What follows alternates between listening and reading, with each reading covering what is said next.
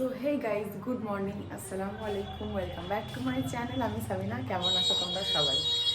তো আসলে একটা সকাল সকাল কথা শেয়ার করি। সবাই জাস্ট ঘুম থেকে উঠেছি। আর যখন বিয়ে বাড়ি মানে দেওরের বিয়ে লোকজন এসেছে, তখন প্রায় প্রায় আমাকে সবাই জিজ্ঞাসা করেছে যে তোমার বেবি মুভমেন্ট হয়, তুমি বেবি মুভমেন্ট বুঝতে পারো? এবার তোমাদের মনে হয় সকাল সকাল এই কথাগুলো কেন বলছি, মানে সবাই ঘুম থেকে উঠেছি। তো অনেকেই আমাকে জিজ্ঞাসা করেছে। সো আমি বলছি না, এখন তো বেবি মুভমেন্ট কিছু বুঝতে পারি না।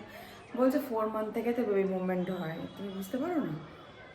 তো আমার ব্যাপারটা জেনে খুব অবাক লেগেছিল যে 4 মান্থ থেকে বেবি মুভমেন্ট সত্যি হয়। আমি তো জানি না, মানে আমি কোনোদিনও ফিলও করিনি, আর আমি জানতাম না, কথাটা আমি শুনিও নি যে 4 মান্থ থেকে বেবি মুভমেন্ট হয়।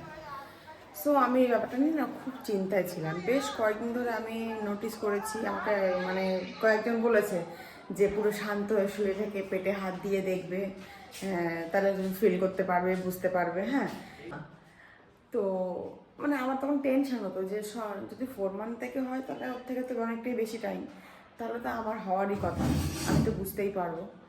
কিন্তু আমি না বুঝতে পারতাম না, বেশ অনেক দিন হয়ে গেছে আমি আমি কোনোদিন এই জিনিসটা ফিলও করিনি, বুঝতেও পারিনি। তারপরে আজকে সকালে আমি এত সকাল থেকে খুশি, সকাল থেকে বেশ 8 ঘন্টা মতন হবে, আমি এত খুশি যে তোমাদেরকে কি বলবো। মানে ফার্স্ট বেবি মুভমেন্ট আমি বুঝতে পেরেছি আজকে।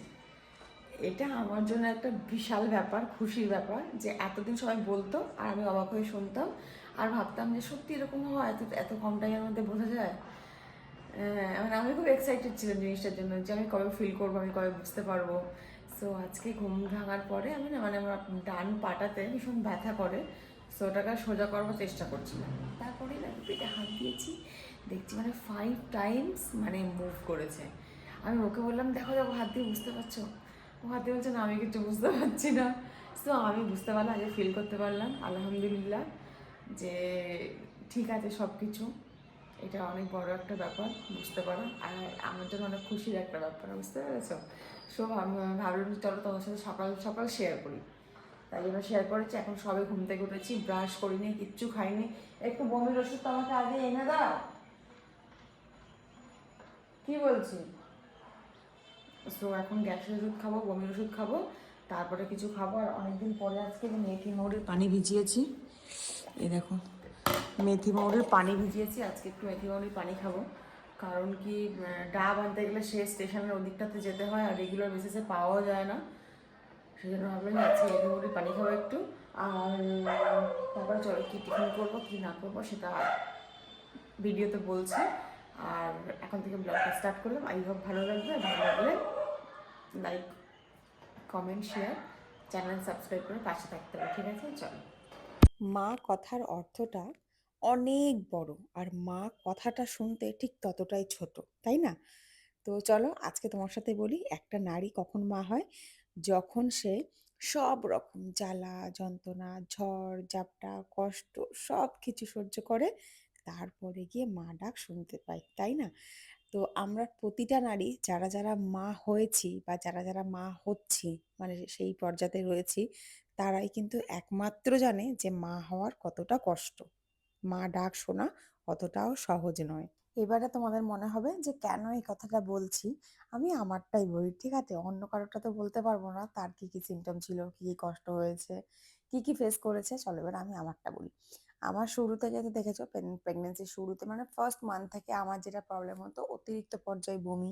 এটা তো কমন, সবার হয়, কিন্তু আমার মনে হয় আমার অনেক বেশি হয়েছে বমি, গা গোলানো, মানে শরীর বিছানা থেকে না উঠতে পারা, মানে এই জিনিসগুলো।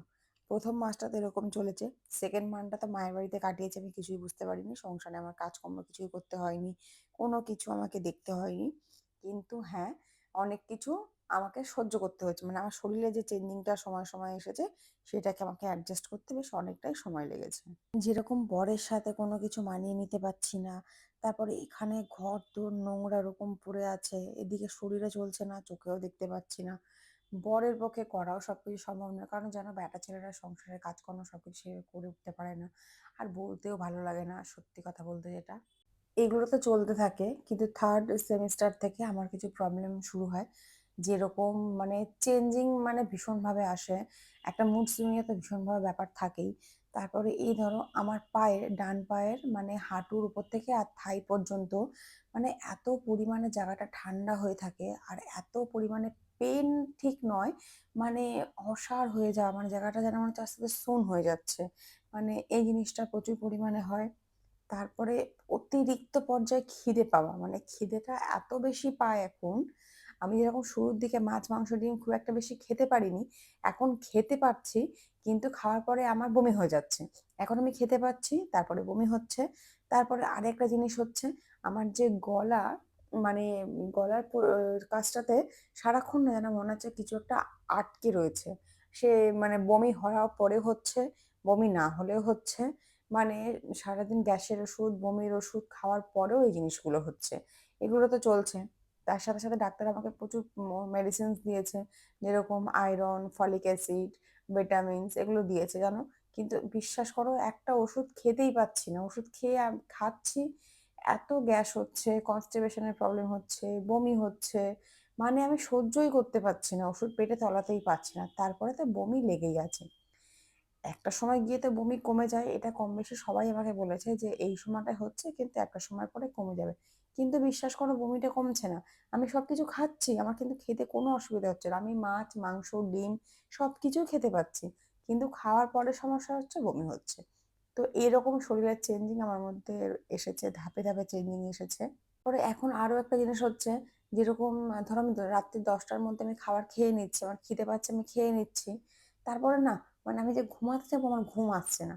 জেগে বসে আছি 12টা, 1টা, 2টো, 3টে, জেগে বসে আছি আর বারবার শুধু ওয়াশরুম যাচ্ছি, জেগে বসে আছি আর বারবার শুধু ওয়াশরুম যাচ্ছি।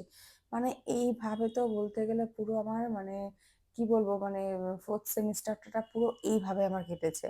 তো আমি তো ভিডিও তো তোমাদের সাথে সেইভাবে শেয়ার করি না। তো শুরুর দিকটাতে তো শেয়ার করতাম, তারপর শেষের দিকটাতে আর সেভাবে ভিডিওতে শেয়ার করি না। কিন্তু এখন আস্তে আস্তে না জিনিসগুলো ভাবছি যে এখন তো কমে যাওয়ার কথা। মা শুধু বলছে ডাক্তারকে বল, ডাক্তারকে বল। ডাক্তারকে না, এর আগে যখন আমি দেখাতে গিয়েছিলাম ডাক্তারকে বলেছিলাম যে ম্যাম আমার না এই প্রবলেমগুলো হচ্ছে। বলছে এগুলো খুব কমন ব্যাপার, এগুলো নিয়ে তো টেনশন করার কিছু নেই, এরকম হবে। কিন্তু শরীরের মধ্যে কতটা কষ্ট হচ্ছে বলো, একটা মানুষ যদি রাতে ঠিক মতো না ঘুমায়। তোমরা এখন আমাকে দেখে বুঝতেই পারবে যে আমার কতটা ওয়েটটা কমে গেছে। চোখ মুখ সবসময় শুকনো শুকনো লাগে, একটা ক্লান্তি ক্লান্তি চোখের মুখে ভাব রয়েছে। মানে এই জিনিসগুলো হচ্ছে, যেগুলো হওয়ারই কথা নয়, হয়তো 3 মাস 4 মাসের 5 মাস 6 মাসের পরে কমে যাওয়ার কথা, কিন্তু আমার কমছে না। তো আমি বুঝতে পারছি না, মানে আমার বেশি জিনিসগুলো হয়েছে নাকি অন্য কোনো সমস্যা হচ্ছে, সেটা বুঝতে পারছি না। আমার একটা বোনঝি আছে, ওরও যেরকম মানে কি বলতো, ওরও মানে কনসিভ হওয়ার পর থেকে আর যেদিন ডেলিভারি হতে গেছে হসপিটালে, বলছে আমি মাসে আমি সেদিনকে বমি করে হসপিটালে গিয়েছি। সো তো এটাই ব্যাপার। আমি তোমার সাথে সবসময় সেভাবে ভিডিওতে শেয়ার করতে পারি না। তো এখন তোমাদের সাথে শেয়ার করছি যে এখন এই প্রবলেমগুলো হচ্ছে, তোমাদের কারোর মধ্যে যদি ভিডিওগুলো পৌঁছায় তাহলে আমাকে জানিও যে এটা কমন ব্যাপার, তাহলে আমি এত টেনশন করবো না, বুঝতে পারো। আরো একটা জিনিস, সবাই যখন বেবি মুভমেন্টের কথাটা বলতো আমার কি টেনশন হতো জানো, যে বেবি মুভমেন্ট হচ্ছে না কেন, বেবি মুভমেন্ট হচ্ছে না কেন। কিন্তু আজকে যখন জিনিসটা হয়েছে, আমি না সকাল থেকে সত্যি আজ খুব খুশি জানো। তো অনেক জামা কাপড় ছিল যেগুলো কাচলাম, কেচে ছাদে মেলে দিয়ে আসলাম। আর এখন রান্না চাপিয়েছি, আজকে বেশি কিছু রান্না করবো না জানো তো, অনেক বেলা হয়ে গেছে আজকে। সো এখানে মাছ ভাজা করছি, আর মানে এখনই আমি খাবো, খেতে বসবো, সেজন্য রান্না করে নিয়েছি আর কি। এখানে বরকে সকালে বলেছিলাম আমার না আজকে খুব পুঁই শাকের যে বিটুলি হয় সেটা খেতে ইচ্ছে করছে। ও সবজি এনে দিয়েছিল, আমি সব মানে মিক্স ভেজিটেবল একটা বানিয়েছিলাম, আর বানিয়েছিলাম ফুল চিংড়ি মাছের চপ, আর তার সঙ্গে মাছ ভাজা, একদম শুকনো শুকনো খাবার দিয়ে আজকে দুপুরে খাবারটা সারবো। বর এখনো এসে পৌঁছায়নি। সো এরকমই হচ্ছে, মানে এই যে আমি এখন দুপুরবেলা এত ভালো করে পরিপাটি করে খেতে বসছি, খাবো, তার 1 ঘন্টা বা আধ ঘন্টা পরে আমার বমি হয়ে যাবে। বুঝেছো, এরকম হচ্ছে আমার সাথে। আর একটা জিনিস কি বলতো, আমার না খুব ইচ্ছা ছিল যে প্রেগনেন্সিটা না আমি খুব ভালো করে এনজয় করব, কোনো কষ্ট হবে না, বমি হবে না, শুধু ভালো ভালো খাবো, ঘুরবো, মজা করবো, মানে একটা এরকম ইচ্ছা ছিল। কিন্তু সবকিছু তো হয় না, মানে আমার যেটা হলো আর কি, শুরু থেকে আমি খুব ভুগেছি, খুব ভুগেছি। তো আল্লাহর অনেক মানে এহসান, অনেক বড় রেহেম ও কারম রয়েছে আমার উপরে, যে আস্তে আস্তে জিনিসগুলো কমছে, কিন্তু অন্যরকম অন্যরকম সিমটম আসছে, অন্য অন্যরকম কষ্ট হচ্ছে। মানে শুরুর দিকে যে কষ্টটা ছিল সেটা যেরকম নেওয়া যাচ্ছিল না একদম, কিন্তু এখন যেগুলো হচ্ছে আমি সহ্য করে নিচ্ছি।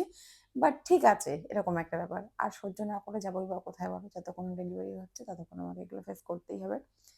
তো খাওয়া দাওয়া কমপ্লিট হয়ে গেছে, আমি চলে এসেছি এখন বিছানা পরিষ্কার করতে। মানে সকালে চাদর টাদরগুলো সব তুলে তো কেচে দিয়েছি, তোমরা দেখলেই। আর বর নেই, ও থাকলে না বিছানা টিছানাগুলো ওই বেশিরভাগ পরিষ্কার করে দেয়, মানে বেড কভার চেঞ্জ করে দেয়। আমার এগুলো খুব বোরিং লাগে, এই বেড কভার চেঞ্জ করা, তারপরে বালিশের কভার লাগানো, এগুলো আমার একদম সত্যি ভালো লাগে না। আর ওই করে, এখন করে ওই করে। কিন্তু আজকে যেহেতু এখনো বাড়িতে নেই আর আসতে ওর দেরি আছে, আমাকে বলে দিল তুমি খেয়ে নাও, তো আমি খেয়ে নিলাম। নিয়ে বিছানাটা এবার তো খেয়েছি, একটু শুতে হবে, সকাল থেকে খুব টায়ার্ড আছে, অনেক খাটাখাটনি হয়ে গেছে। সেই জন্যই আমি চলে এসেছি এখন বিছানা পরিষ্কার করতে।